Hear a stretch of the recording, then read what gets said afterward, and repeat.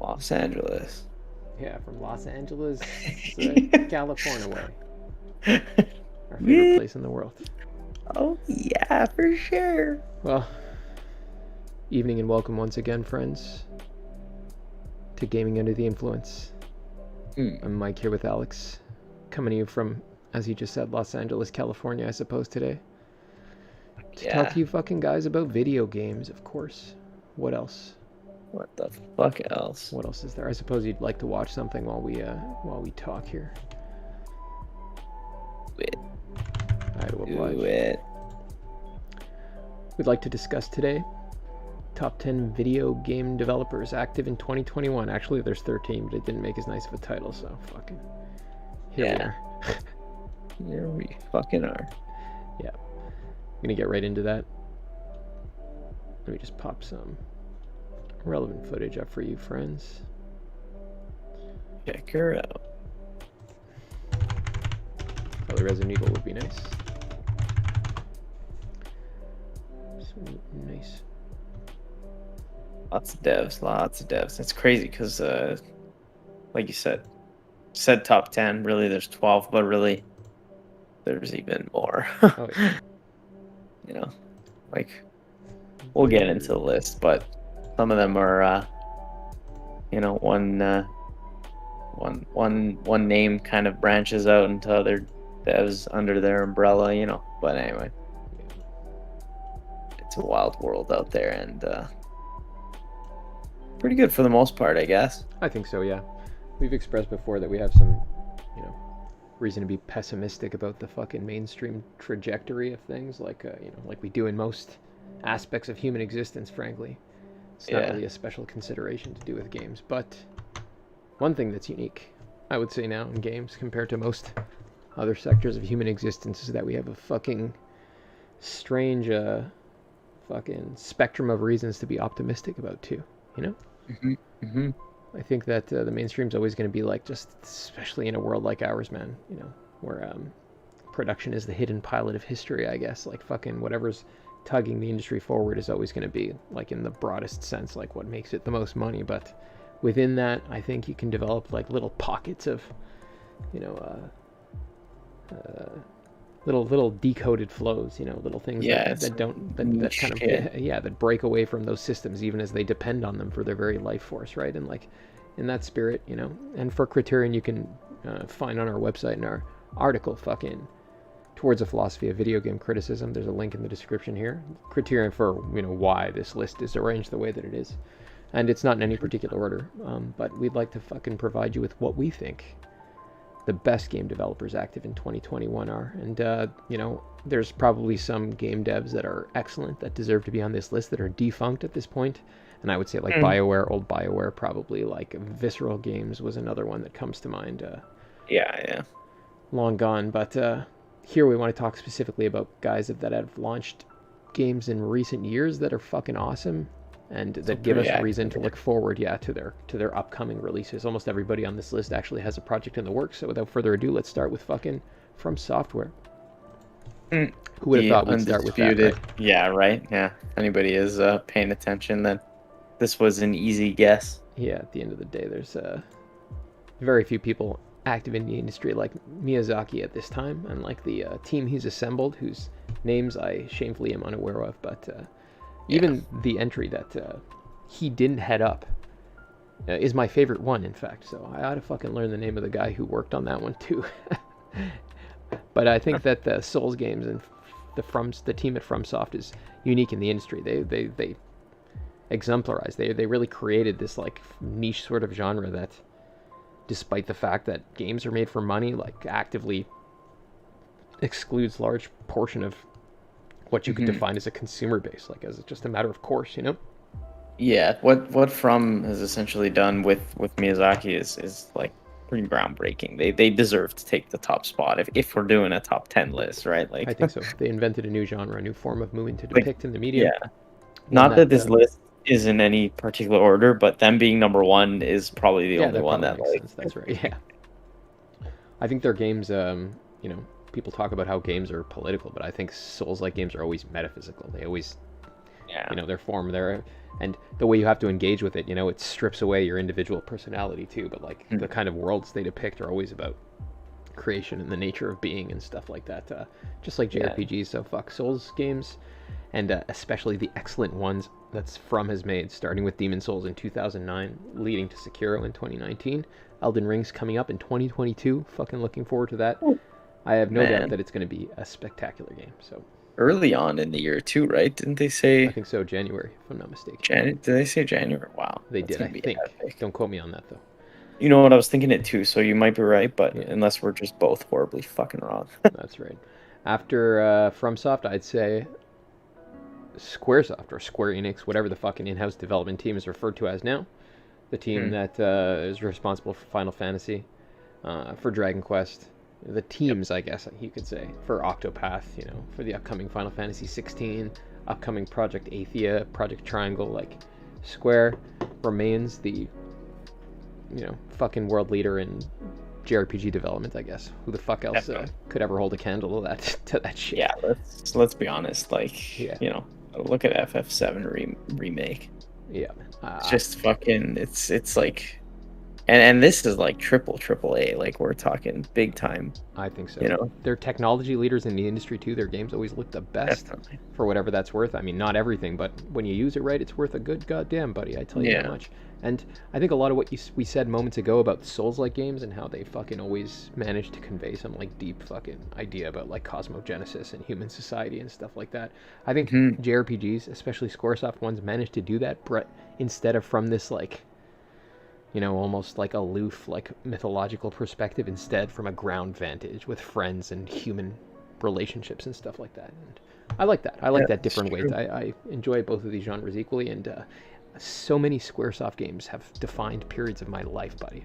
I remember the first ones I ever played. I remember the most recent ones, and I remember what I felt when I was playing them, and like what the days were like when I did. It was life-defining moments. Incredible. I agree. It's like kind of like we grew up with Square, seeing from Squaresoft to Square Enix and all the games that have come in between, and like that's right. I've seen people make the argument that they don't like the transition back then when they moved into or merged with Enix, but it's been nothing but good shit for me. I liked fucking, we like everything they put out. All the Final Fantasy games are good. From my vantage too, they've had a pretty consistent team of creatives like on board for probably longer than I've been alive, if I had to guess. At least, the past 20 years, some of the core fellows. And that's ultimately, I think, where like our allegiance kind of lies there, I think right? that's probably where their quality comes from too. They're consistent, quality, right? Like, because at the end of the day, everything reduces to the artist responsible for making these things, right? At least the quality of the thing does, And I think the last thing to note about them, though, is that they hit on a winning formula early on that probably prevented their slippage into fucking commodity gaming that other companies experienced. Like, because Final Fantasy games are never straight up sequels, you know what I mean? You don't play Final Fantasy 1 and 2 and see the same characters, the same world, anything. Every one is an entirely new creation except for superficial tropes like crystals and summon spells, you know what I mean?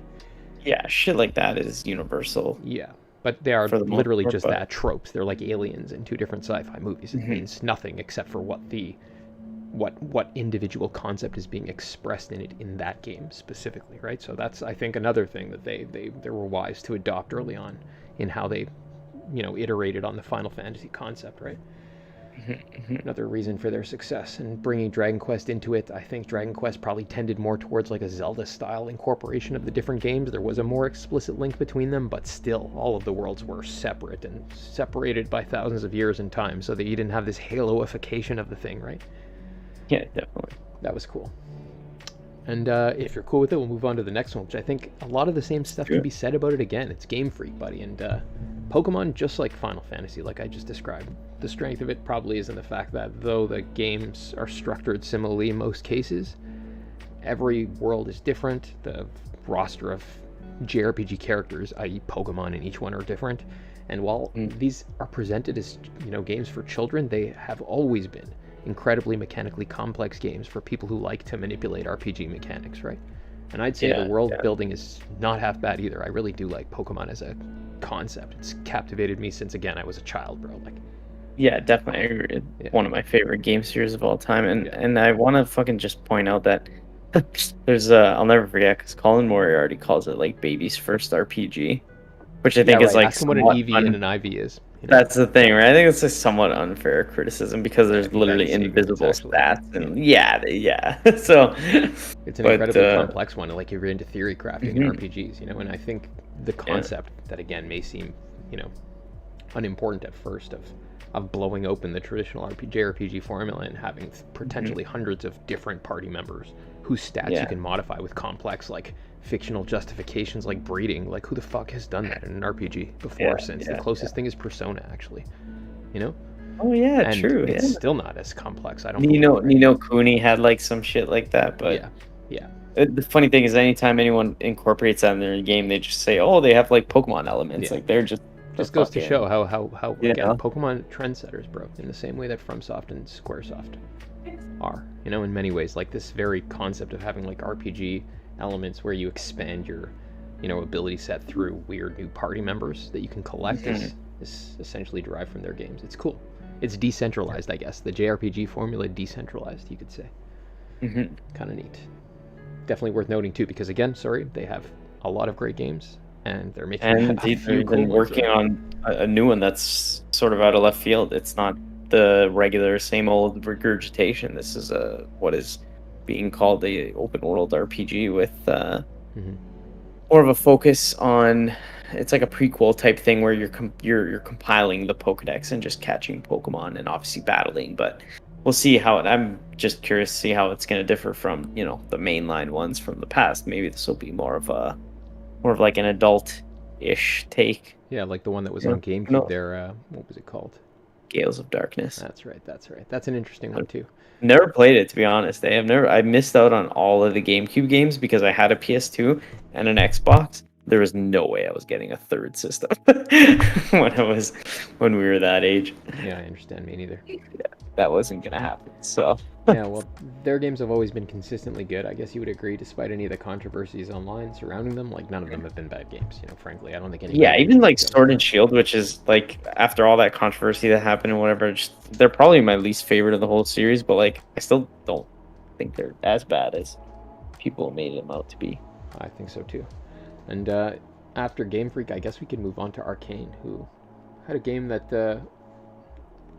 received a lot of attention today. In fact, on Sony's show that we haven't even watched, so I'm not even going to comment on that respect. But Yeah, I'll catch the highlights tomorrow. I think it's really like aside the point here because the point we're making is that their previous offerings, Dishonored and Prey specifically, were Hmm. also fairly, you know, genre defining. They were trend setting games too. A lot of games started to Yeah, that's true. incorporate that sort of like yeah. Sorry, continue. They took it in slightly different directions, right? They incorporated like those elements in Dishonored. Can't exactly remember how it was, Yeah, but it was like you open know world, that but not really. Like each one was like a big sandbox, each yeah. level, with a central like conceit, like going Mhm. up and down in some sewer or time travel or resetting parts to traverse something without getting attention. You know what I mean? Uh, Yeah. they all had really cool like set pieces. Each of the levels, they were like puzzle boxes. If you find the people on Twitter who designed them, actually, they offer you their diagrams for how they built them. It's awesome. Really? It's astounding. Yeah, That's cool. and they always like allowed you different approaches to accomplishing each of the levels. That could range from assassination to like peaceably like talking down your enemies and stuff like that. And on top of Mm-hmm. these immersive sims, I guess is the word for the kinds of games that these are, properly speaking. That's the genre, right? You can approach these problems in any way that the systems in the world allow, and the dev gets out of your way and allows you to do it, essentially. But they also incorporated really cool, like, strange sci-fi, like, retro-futuristic fiction or, like, steampunk fiction in a universe where everything's powered by, like, whale blubber and people are touched by this supernatural entity. They're great at world building, great at building industry defining mechanics, I guess I would say at this point. You can find even traces of Dishonored in a Yeah, lot of stuff that you there play. wasn't there a whole thing with depending on how stealthy or loud you were throughout the game, like Yeah, it the world changed, changes, all kinds of stuff, yeah. right? Like there was yeah, so that's something too that I think was Yeah. really cool what they did. Even the last thing that I think is worth noting is that was probably one of the only games that ever had really cool, like, melee combat in first person, They had sword Yeah, fighting and yeah. blocking and stuff. It was really cool. It worked amazing. Yeah. I'm sure we're going to see some of that in this upcoming game too. I'm surprised that we don't see a lot of that coming out. Stuff like that's in their style. It's almost like they kind of carved out that style for themselves, and nobody has really tried to, like what? I think What would so. you compare The their immersive sim, games? probably Deus Ex is close. Yeah, I guess. You might find a little bit of that vibe in Obsidian games too. I'm sure we could root up a couple more if we really think about it, but Yeah, they're probably the probably. leaders of that right now. Yeah, definitely the ones that popularized it again in the public consciousness. I would say got Hmm. people thinking and talking about it again. They were more successful critically than the Deus Ex games too, I believe, both Prey and Oh Sony. yeah, definitely. Although I don't think either of them sold incredibly well, which caused their transition to, at least it caused them to rethink stuff. One of the main creative guys, Rafael Colantonio, I think he left at some point in recent years to start an indie company because of some shit to do with this. But Yeah, they're working on a game too, I believe. yeah, I'm not too aware of the specifics of that. But in any Yeah. case, I still am confident that the creatives at Arcane, I think that guy Harvey Smith is still there directing these games, or at least supervising most of the important parts. This will be the test of it, but I'm pretty sure they're still in working order. And after that, we have Kojima, man. Which, Yep. I mean, what can we really say in a short video about it? I was gonna say one goes without saying. And what have we not Kojima already said? But Yeah. from your affinity for the Metal Gear series, and he was even involved in Silent Hill, and he made Death Stranding in 2019, which is one of my favorite games ever. Like, it's a dude who I'm happy to see around, still making games, and I don't care who he makes the next one for. It could be for an Nvidia phone, and I would still be interested in Dude, he checking could it be out. releasing his next game on Apple Arcade, and I'd be like, bro, let's go buy fucking iPads. guess Like, we'd have to check what it the out, yeah. fuck? I wouldn't want to, but I mean, I know I'd give exactly. I'd give him the benefit of the doubt at least. I think so. For our thoughts on Kojima and like that auteur style game design, you can check out some of our other episodes of Gaming Under the Influence, and I think we should fly past this without getting too bogged down in Yeah, things we're gonna miss. this Yeah. this could keep us here for a while. Yeah. We'll skip it over.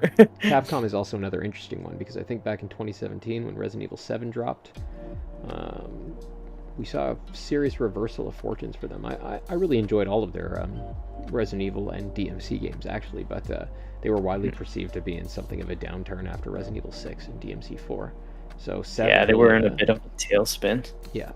I think 7 came around and capitalized on the enthusiasm that was bubbling around that games like Amnesia and Outlast had already generated, and it took that like first-person horror vibe back to mainstream, and in doing that, kind of like re-articulated what made the original Resident Evil special in a totally different, like, tangible format, right? Like from a first-person vantage, even though most of the core progression components were still there and whatnot, but. Yeah, we really revitalized the franchise, and that same year or the next one, I don't remember. Monster Hunter World came out. They just really had a string of successes, and DMC5 after that, and Monster Hunter Rise after that, and we've been confident that the boys over there, they've definitely sort of turned a corner and floored it from there. Capcom's been banging out some good stuff lately. Yeah, I look forward to seeing. And even just like you said, the DMC, like the revival of that. And, I mean, I liked it, but I don't think we loved DMC5. But it was a good entry, you know. They're still definitely like whatever they're making is something to pay attention to. Yeah. And, the next one is interesting too because of the way that they became known is by working on other people's games. Obsidian first made, I think, Star Wars Knights of the Old Republic 2, and then they made things like South Park, Stick of Truth, right. The first one, which was awesome. That was probably the best Western JRPG ever made. They had Fallout New Vegas. Yeah, and after Fallout New Vegas, I think they went on to make things like Pillars of Eternity, man, which was their own IP with crazy fiction, massive world, tons of writing. They made Outer Worlds, which I also really liked too, in 2019. That was a great game. Yeah. They got Outer Worlds 2 coming out. Definitely one of the premier RPG makers. Probably the only respectable one still going in North America, I would say. Yeah, they took over for BioWare, didn't they? They did, yes. Yes, they definitely did. I think in Outer some Worlds regard, is the most BioWare-y game that we've played since Mass Effect 3, Since Greedfall, maybe, right? So whatever they make, I'm looking forward to as well, whether it's in their own And it's cool how they've demonstrated an aptitude for building a game with other people's fiction, often better than the source material, and designing their own crazy worlds, crazy in scope, like Pillars of Eternity. So it's good stuff. We also have Remedy, man, which is number 8, noteworthy for Alan Wake and Control in their own really weird and special style of world building and storytelling, drawing on like weird fiction and strange, like supernatural shit, like the X-Files, I guess I would say, right? Yeah, interestingly enough, Remedy was kind of around the Alan Wake time that wasn't as critically received well as like Control, and it's funny they were kind of in that same sort of under Microsoft's Control, and then broke free from that and came out with Control, and that was like I think not to discredit Alan Wake because I haven't actually played it, but Control I think was a fucking I think it was another incredible game in 2019 that way more successful, yeah, and it was great. Really blew me away, and I respect the writers there. I'm also excited to see what they do next. It's worth noting that Returnal had a lot of the same creatives on board, I think, which can explain the similarity in presentation and storytelling. So, while Remedy games like feel fine enough to play, what's really attractive about them is the world building and the concepts behind them. Guys like Sam Lake, and write crazy worlds. I'm also very stoked to see what comes out of them next. Yeah, and Control is impressive because the whole world takes place in that. Like building, in that it's really like some like American building, Tree of Life presentation. They're from Finland, these dudes too, which is interesting. Yeah, because there's no other Finnish studios that I can think of off the top of my head. I've played a game from them. Yeah. That game we almost glossed over, remember? Yeah, we did. Hard to market, hard to understand. What the fuck is it if you look at it? You can't tell, right? Yeah, you gotta give it a shot if you just gotta dive in and go for it. Yeah. Next we have a couple of developers I'm actually going to mention in the same breath because when I think of them, they always kind of overlap to me, and that's Platinum and Team Ninja. Yeah. Platinum, the guys who make Bayonetta, Vanquish, Astral Chain. Team Ninja with Ninja Gaiden and Nioh. Very much like character action stuff, the same, real-time combat, right? That's right, yeah. Like Ninja Gaiden maybe and Nioh are more fucking Souls-like in how much they bust your balls straight up. Bayonetta, Vanquish, Astral Chain are more like DMC. They probably have an easy mode. They're something you can get through. They have a very, very low skill requirement, but a very high skill ceiling. Where Ninja Gaiden and Nioh have a fucking very high skill requirement, and also probably a very high skill ceiling. A high skill ceiling, yeah. Yeah, but I think of them as guys right on the border of they're right on the frontier of AAA. They got enough money and attention that people in the West are buying and playing their games, and magazines are talking about them and stuff like that. But they're still weird enough to exist in what remains of that, that PS2 era gray zone where stuff is like, what the fuck is this? It's strange. It's crazy that they've sort of pulled through and then have been able to maintain, right? Because when you think of games like that, like I don't actually know anybody in real life that I consistently talk to about this stuff. Like, I think so. But they are popular. You detect the tension between what these guys are and like and make and mainstream tastes when you read interviews like, between the guys who made Astral Chain and somebody interviewing them advice, and the guy was like reaming the dude about how in the West people are pissed off at the concept of, very concept of police as an institution, policing as an institution. And you think it'll make people uncomfortable to play as them? And the guy just straight up is like, shut the fuck up, bro. We don't have these thoughts where we come from, So I'm just saying, like, they often deal in like fucking, things that seem antediluvian in terms of gameplay concepts and progression systems. Straight up like PS2 era game design. They often deal in weird worlds, like strange, large-breasted anime women and political ideas unfashionable in the West, right? Both of these companies, So, again, it gives me cause to fucking celebrate that, like, obviously they're not concerned too much with market imminent metrics when they're designing their games. I really do like everything they made to this point. Also looking forward to whatever comes out from them, except for that fucking game. I'm kind of disappointed to hear Babylon's Fall from Platinum is going to be a live service game. That's kind of shit. Yeah, I don't know. I don't know what to make of that. I'm not going to pay any more attention, but rest in peace. Yeah, we'll reserve judgment for when it comes out, but I don't have faith. Nor I. One more interesting one, probably actually kind of like these ones, is Bandai Namco. With Tales series, the Code Vein, really enjoyed that too. their contribution to the Souls-like genre.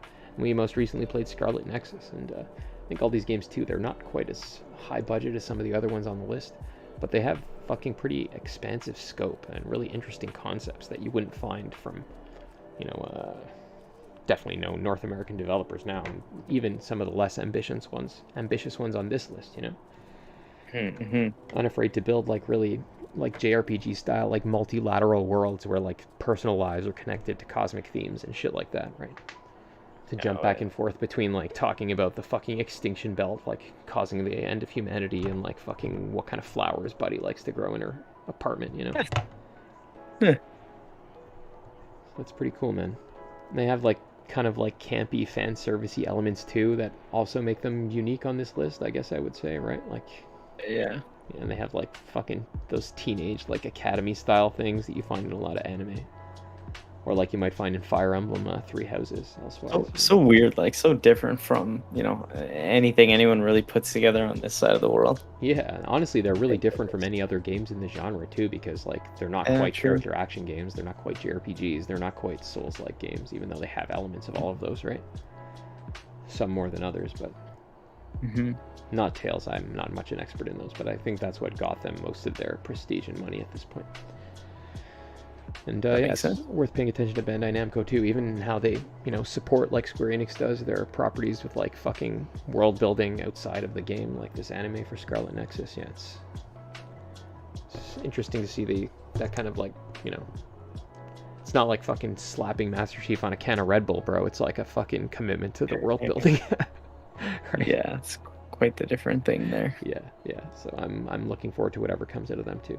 And lastly, we ought to mention Nintendo, both the internal developer and the other ones that they subsume under their umbrella. And obviously, Nintendo in-house develops fucking all kinds of stuff that everybody's crazy about. Maybe me a little bit less than others, but even I am very excited to see what happens with Breath of the Wild 2.